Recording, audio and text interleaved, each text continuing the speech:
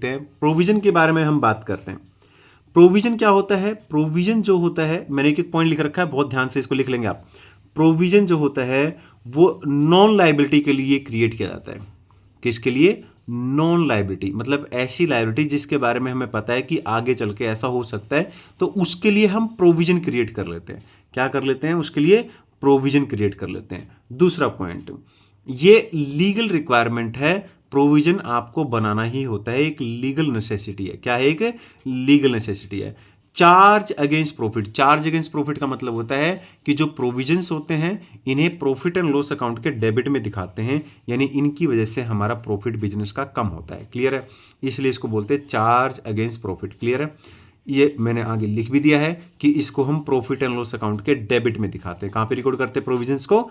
जितने भी प्रोविजंस होते हैं प्रॉफिट एंड लॉस अकाउंट के डेबिट में रिकॉर्ड करते हैं। Provisions can not use for dividend.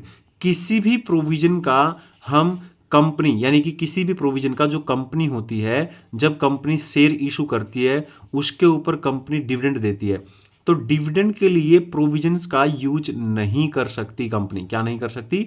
Dividends के लिए प्रोविजंस का यूज नहीं कर सकती। तो चलिए इसका कुछ एग्जांपल्स देखते हैं। यहाँ पर ये प्रोविजंस कुछ एग्जांपल दे रखे हैं मैंने, जैसे प्रोविजन फॉर डाउटफुल डेट्स आपने देखा होगा, डेटर्स में से लेस करके लिखते हैं इसको, बैलेंस शीट में आपने देखा होगा ना, तो इसको प्रॉफिट एंड लॉस अकाउंट के डेबिट में लिखेंगे।